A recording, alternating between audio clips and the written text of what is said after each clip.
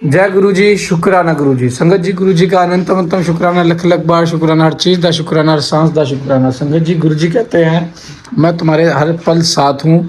तो तुम इतने घबराते क्यों हो? किसी भी चीज से डरो मत, बस अपने कर्म चंगे रखो। अगर तुमने किसी को दुख दिया है तो तुम्हारे पास दुख जरूर आएगा। अगर तुमने कभी किसी को हंसी दी है तो तुम्हारे पास हंसी जरूर आएगी। तुम्हें हर चीज से गुरुजी ब्लेस करेंगे। हर चीज तुम्हें गुरुजी लाके देंगे। बस तुम्हारे को अपने कर्म चंगे रखने पड़ेंगे। अपने कर्मों का हिसाब आपको यहीं भोग के जाना पड़ेगा। जैसा कर्म करोगे वैसा ही पाओगे। जैसा तुम, वो वाली बात है ना, जैसा बोओगे वैसा पाओगे। गेहूं बोते हैं तो गेहूं ही मिलता है, बबूल बोओगे तो कांटे ही मिलते हैं, और गुलाब बोओगे तो गुलाब ही मिलेगा। तो संगत जी, कर्मों का अदान, भक्ति ऐसी करो कि परमात्मा खुद खुश होकर आपके पास चल कर आए कि बोल तुझे क्या चाहिए। तो संगत जी, गुरु जी को मनाने का तो बहुत आसान तरीका है। मैंने जैसा बताया था, ब्रह्म मुहूर्त में अगर आपकी आँख खुल जाती है 3 बजे से लेकर 5 बजे के बीच में किसी भी टाइम, तो संगत जी आप उठ के सिर्फ ओम नमः शिवाय, शिव जी सदा सहाय, ओम नमः शिवाय, गुरु जी सदा सहाय, शुक्राना गुरु जी, इतना भी बोल दोगे ना तो आपका अमृत वेला हो जाएगा और गुरु जी आपको उसमें भी ब्लेस करेंगे।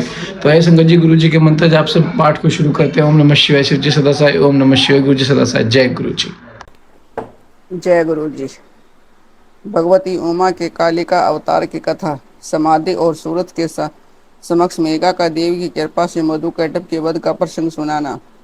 इसके अनंतर छाया पुरुष सरग, कश्यप वंश, मनंतर मनु वंश, सत्यव्रतादि वंश, पितृकल्प तथा व्यासो उत्पत्ति आदि का वर्णन सुनने के पश्चात मुनियों ने सूत जी से कहा कि ब्रह्मवेता में श्रेष्ठ सूत जी, हमने आपके मुख से भगवान शिव की अनेक इतिहास से युक्त रमणीय कथा सुनी, जो अनेक नाना अवतारों से संबंध रखती है तथा मनुष्यों को भोग और मोक्ष प्रदान करने वाली है। अब हम आपसे जगजननी भगवती उमा का मनोहर चरित्र सुनना चाहते हैं। पर ब्रह्म परमात्मा महेश्वर की जो आधा सनातनी शक्ति है, वे उमा नाम से विख्यात है। वे ही त्रिलोकी को उत्पन्न करने वाली पराशक्ति है। महामते, दक्ष कन्या सती और हिमवान की पुत्री पार्वती, ये उमा के 2 अवतार हमने सुने।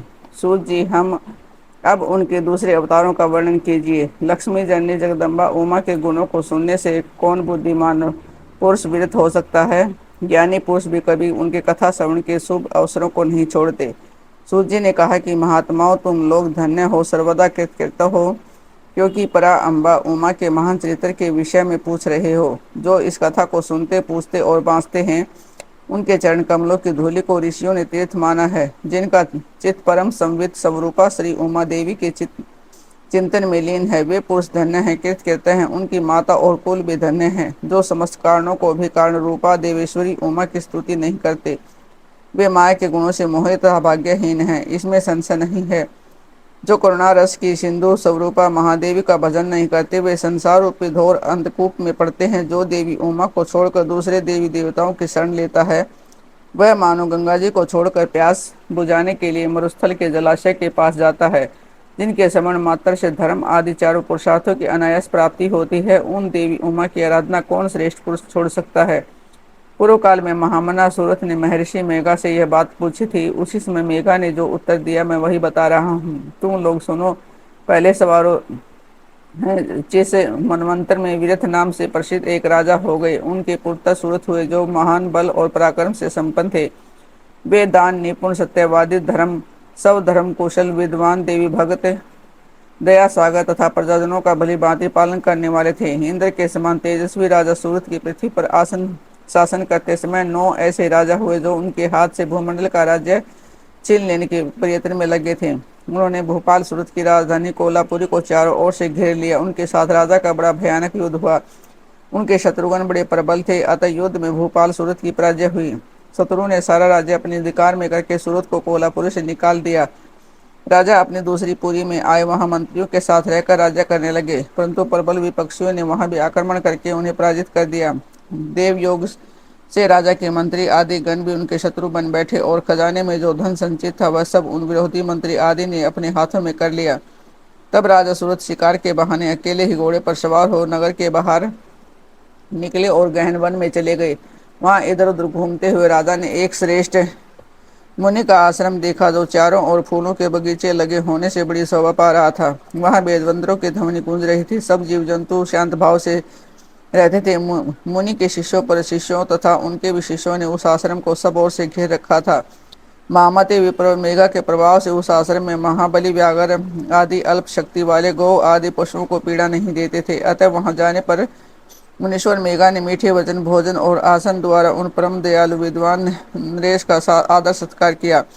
एक दिन राजा सूरत बहुत ही चिंतित तथा मोह के वशीभूत होकर अनेक प्रकार से विचार कर रहे थे। इतने में ही वहां एक वैश्य आ पहुंचा। राजा ने उससे पूछा, भैया तुम कौन हो और किसके लिए आए हो? क्या कारण है कि दुखी दिखाई दे रहे हो? यह मुझे बताओ। राजा के मुख से यह मधुर वचन सुनकर वैश्य परवर समाधि ने दोनों नेत्रों से आंसू बहाते हुए प्रेम और नम्रता पूर्वक वाणी में इस प्रकार उत्तर दिया। वैश्य बोला, राजन मैं वैश्य हूँ, मेरा नाम समाधि है, मैं धनी के कुल में उत्पन्न हुआ हूँ, परंतु मेरे पुत्रों और स्त्री आदि ने धन के लोभ से मुझे घर से निकाल दिया है। अतः अपने प्रारब्ध कर्म से दुखी हो मैं वन में चला आया हूँ। करुणा सागर प्रभु, यहाँ आकर मैं पुत्र, पौत्र, पत्नी, भाई, भतीजे तथा अन्य सुहृदों का कुशल समाचार नहीं जान पाता। राजा बोला, जिन दुराचारी तथा धन के लोभी पुत्र आदि ने तुम्हें घर से निकाल दिया, उनके प्रति मूर्ख जीव की भांति तुम प्रेम क्यों करते हो? वैसे ने कहा कि राजन, आपने उत्तम बात कही है, आपकी वाणी सारगर्भित है, तथापि स्नेह पास से बंधा हुआ मेरा मन अत्यंत मोह को प्राप्त हो रहा है। इस तरह मोह से व्याकुल हुए वैश्य और राजा दोनों मुनिवर मेघा के पास गए। वैश्य सहित राजा ने हाथ जोड़कर मुनि को प्रणाम किया और इस प्रकार कहा, भगवान आप हम दोनों के मोहपास को काट दीजिए। मुझे राजा लक्ष्मी ने छोड़ दिया, मैंने गहन वन की शरण ली, तथापि राजा छीन हो जाने के कारण मुझे संतोष नहीं है। और वह वैश्य है जिसे स्त्री आदि सज्जनों ने घर से निकाल दिया है, तथापि उनकी ओर से इसकी ममता दूर नहीं हो रही है। इसका क्या कारण है बताइए? समझदार होने पर भी हम दोनों का मन मोह से व्याकुल हो गया, यह तो बड़ी भारी मूर्खता है। ऋषि बोले, राजन सनातन शक्ति स्वरूपा जगदम्बा महामाया कही गई है, वे ही सबके मन को खींचकर मोह में डाल देती है। प्रभु उनकी माया से मोहित होने के कारण ब्रह्मा आदि समस्त देवता भी परम तत्व को नहीं जान पाते। फिर मनुष्यों की तो बात ही क्या है, वे परमेश्वरी ही रज सत्य और तम इन तीनों गुणों का आश्रय लिए समय अनुसार संपूर्ण विश्व की सृष्टि, पालन और संहार करती है। नृपश्रेष्ठ जिसके ऊपर वे इच्छा अनुसार रूप धारण करने वाली वरदायिनी जगदम्बा प्रसन्न होती है, वही मोह के घेरे को लांग पाता है। राजा ने पूछा, मुने जो सबको मोहित करती है, वे देवी महामाया कौन है और किस प्रकार उनका प्रादुर्भाव हुआ है? यह कृपा करके मुझे बताइए। ऋषि बोले, जब सारा जगत एक कारणों के जल में निमग्न है और योगेश्वर भगवान केशव शेष की सैया बिछाकर योग निद्रा का आश्रय ले शयन कर रहे थे, उन्हीं दिनों भगवान विष्णु के कानों के मल से दो असुर उत्पन्न हुए, जो भूतल पर मधु और कैटब के नाम से विख्यात हैं। वे दोनों विशाल काय और घोर असुर प्रलयकाल के सूर्य की भांति तेजस्वी थे। उनके जबड़े बहुत बड़े थे, उनके मुख दाढ़ों के कारण ऐसे विकराल दिखाई देते थे मानो वे संपूर्ण जगत को खा लेने के लिए उद्यत हों। उन दोनों के भगवान विष्णु की नाभि से प्रकट हुए कमल के ऊपर विराजमान ब्रह्मा को देखकर पूछा, अरे तू कौन है? ऐसा कहते हुए वे उन्हें मार डालने के लिए उद्यत हो गए। ब्रह्मा जी ने देखा कि ये दोनों दैत्य आक्रमण करना चाहते हैं और भगवान जनार्दन समुद्र के जल में सो रहे हैं। तब उन्होंने परमेश्वरी का सत्वन किया और उनसे प्रार्थना की, अंबिके तुम दोनों दुर्जो असुरों को मोहित करो और अजन्मा भगवान नारायण को जगा दो। ऋषि कहते हैं कि इस प्रकार मधु और कैटब के नाश के लिए ब्रह्मा जी के प्रार्थना करने पर संपूर्ण विद्याओं की यदि देवी जगजननी महाविद्या फागुन शुक्ला द्वादशी को त्रैलोक मोहिनी शक्ति के रूप में प्रकट हो महाकाली के नाम से विख्यात हुई, तदंतर आकाशवाणी हुई कमलासन, डरो मत, आज युद्ध में मधु कैटब को मारकर मैं तुम्हारे कंठ का नाश करूंगी।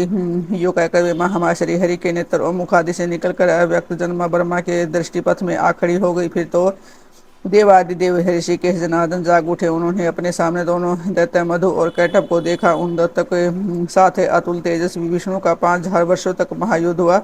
तब महामाया के प्रभाव से मोहित हुए उन श्रेष्ठ दानवों ने लक्ष्मीपति से कहा, तुम हमसे मनोवांछित वरण ग्रहण करो। नारायण बोले, यदि तुम लोग प्रसन्न हो तो मेरे हाथ से मारे जाओ, यही मेरा वर है, इसे दो, मैं तुम दोनों से दूसरा वर नहीं मांगता। ऋषि कहते हैं कि उन असुरों ने देखा कि सारी पृथ्वी कारणों के जल में डूबी हुई है।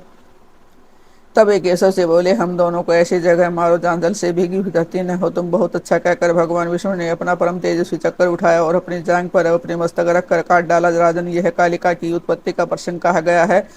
महामते एवं महालक्ष्मी के प्रादुर्भाव की कथा सुनो। देवी उमा निर्विकार और निराकार होकर भी देवताओं का दुख दूर करने के लिए युग युग में साकार रूप धारण करके प्रकट होती है। उनका शरीर ग्रहण कर उनकी इच्छा का वैभव का गा है। वे लीला से इसलिए प्रकट होती है कि भक्तजन उनके गुणों का गान करते रहें। संपूर्ण देवताओं के तेज देवी का महालक्ष्मी के रूप में अवतार उनके द्वारा महिषासुर का वध। ऋषि कहते हैं कि राजन रंभ नाम से प्रसिद्ध एक असुर था, जो दैत्य वंश का शिरोमणि माना जाता था। उसे महातेजस्वी महिष नामक दानव का जन्म हुआ था। दानवराज महिष से समस्त देवताओं को युद्ध में पराजित करके देवराज इंद्र के सिंहासन पर जा बैठा और स्वर्गलोक में रहकर त्रिलोकी का राज्य करने लगा।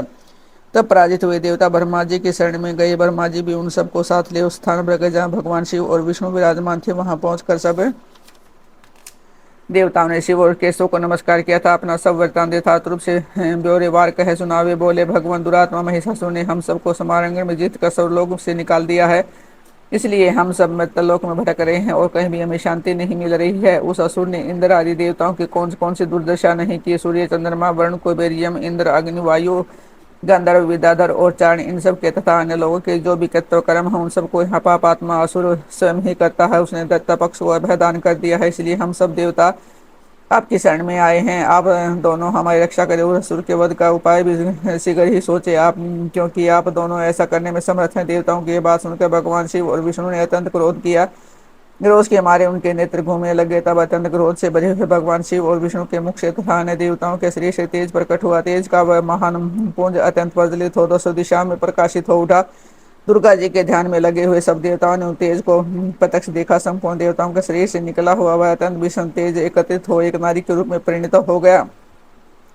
वह नारी साक्षात महिषमर्दिनी देवी थी। उनका प्रकाशमान मुख भगवान शिव के तेज से प्रकट हुआ था। भुजाएं विष्णु के तेज से उत्पन्न हुई थी। केश यमराज के तेज से आविर्भूत हुए थे। उनके दोनों सतन चंद्रमा के तेज से प्रकट हुए थे। कटिभाग इंद्र के तेज से तथा जंगा और अरुवरुण के तेज से पैदा हुए थे। पृथ्वी के तेज से नीतम का और ब्रह्मा जी के तेज से दोनों चरणों का आविर्भाव हुआ था। पैरों की उंगलियां सूर्य के तेज से ही और हाथ की उंगलियां वसुओं के तेज से उत्पन्न हुई थी। नासिका कुबेर के दांत, प्रजापति के तीनों नेत्र, अग्नि के दोनों बोहें, साध्यगण के दोनों कान, वायु के तथा अन्य देवताओं के तेज से प्रकट हुए थे। इस प्रकार देवताओं के तेज से प्रकट हुई कमलालया लक्ष्मी ही वह परमेश्वरी थी। संपूर्ण देवताओं की तेज राशि से प्रकट हुई उन देवी को देखकर उन सब देवताओं को बड़ा हर्ष प्राप्त हुआ, परंतु उनके पास कोई अस्त्र शस्त्र नहीं था। ये देख ब्रह्मा और देवेश्वरों ने शिवा देवी को अस्त्र शस्त्र से संपन्न करने का विचार किया। तब महेश्वर ने महेश्वरी को ने शूल समर्पित किया। भगवान विष्णु ने चक्कर, वरुण ने पास, अग्निदेव ने शक्ति, वायु देवता ने धनुष्ता बाणों से भरे हुए दो त्रकस और सचिपति इंद्र ने वज्रता एवं घंटा प्रदान किए। यमराज ने कालदंड, प्रजापति ने अक्षमाला, ब्राह्मण है ब्रह्मा ने कमंडलू एवं सूर्य देव ने समस्त को रोमकूपों में अपनी किरणें अर्पित कर दी। काल ने उन्हें चमकती हुई ढाल और तलवार देख से सागर सुंदर हाथ था। कभी पुराने न होने वाला दो दिव्य वस्त्र भेंट किए। साथ ही उन्होंने दिव्य चूड़ामणि, दो कुमंडल, बहुत से कड़े अर्थ हैं, अर्ध चंद्र के युर, मनोहर नूपुर, गले की हुसली और सब उंगलियों में पहनने के लिए रत्नों की बनी हुई अंगूठियां भी दी। विश्वकर्मा ने उन्हें मनोहर फरसा भेंट किया। साथ ही अनेक प्रकार के अस्त्र और अभेद कवच दिए। समुद्र ने सदा सुरमय एवं सरस रहने वाली माला दी और एक कमल का रूप ने फूल भेंट किया। हिमवान ने सवारी के लिए सिंह, आभूषण के नाना प्रकार के रत्न दिए। कुबेर ने उन्हें मधुर से भरा हुआ पात्र अर्पित किया और सर्पों के नेता शेषनाग ने विचित्र रोज रचना कौशल से सुशोभित एक नागहार भेंट किया, जिसमें नाना प्रकार की सुंदर मणियां गुथी हुई थी। इन सब ने तथा दूसरे देवताओं ने भी आभूषण और शस्त्र देकर देवी का सम्मान किया। तत्पश्चात उन्होंने बारंबार अट्टहास करके उत्सव से गर्जना की। उनके इस भयंकर नाद से संपूर्ण आकाश गूंज उठा। उससे बड़ी जोर की प्रतिध्वनि हुई, जिससे तीनों लोकों में हलचल मच गई।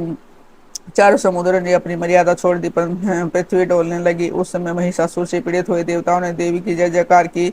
तदंतर सब देवताओं ने उन महालक्ष्मी, सौरवा, पराशक्ति, जगदम्बा का भक्ति गदगद वाणी द्वारा सत्वन किया। संपूर्ण त्रिलोकी को क्षोभग्रस्त देखे देव वेरी दत्ते अपने समस्त सेना को कवच आदि से सुसज्जित कर हाथ में हथियार ले सहसा उठ खड़े हुए। रोष से भरा हुआ महिषासुर भी उस शब्द की ओर लक्ष्य करके दौड़ा और आगे पहुंचकर उसने देवी को देखा, जो अपनी प्रभा से तीनों लोगों को प्रकाशित कर रही थी। इस समय महिषासुर के द्वारा पालित करोड़ों शस्त्रधारी महावीर वहां आ पहुंचे। चिक्षुर, तामर, उदगर, कराल, उदत, भास्कर, तामर, उग्राश, उग्र, वीर्य, विडाल, अंधक, दुर्धर, दुर्मुख, त्रिनेत्र और महानु ये तथा अन्य बहुत से युद्ध कुशल सूरवीर समारंगन में देवी के साथ युद्ध करने लगे। वे सब के सब अस्त्र शस्त्रों की विद्या में पारंगत है। इस प्रकार देवी और दैत्यगण दोनों परस्पर जुड़ने लगे। उनका यह भीषण समय मारकाट में ही बीतने लगा। इस तरह भयानक युद्ध होने के बाद महिषासुर देवी के साथ माया युद्ध करने लगा। तब देवी ने कहा कि रे मूल, तेरी बुद्धि मारी गई है तो व्यर्थ हट क्यों करता है? तीनों लोगों में कोई भी असुर युद्ध में मेरे सामने टिक नहीं सकते। यूं कहकर सर्वकालमयी देवी कूद कर महिषासुर पर चढ़ गई और अपने पैरों से उसे दबाकर उसे भयंकर शूल से उसके कंठ में आघात किया। उसके पैरों से पैर से दबा होने पर भी महिषासुर अपने मुख से दूसरे रूप से में बाहर निकलने लगा। उन तभी आधे शरीर से वह बाहर निकलने पाया था कि देवी ने अपने प्रभाव से उसे रोक दिया। आधा निकला होने पर भी वह महाअदम दैत्य देवी के साथ युद्ध करने लगा। तब देवी ने बहुत बड़ी तलवार से उसका सिर काटकर उस असुर को धराशायी कर दिया। फिर तो उसके सैनिक गण हाय हाय करके नीचे मुख किए भयभीत हो रणभूमि से भागने और त्राही त्राही की पुकार करने लगे। उस समय इंद्र आदि सब देवताओं ने देवी की स्तुति की, गंधर्व गीत गाने लगे और अप्सराएं नृत्य करने लगी। राजन, इस प्रकार मैंने तुमसे देवी के महालक्ष्मी अवतार की कथा कही है। अब तुम सुस्थिर चित्त से सरस्वती के प्रादुर्भाव का प्रसंग सुनो।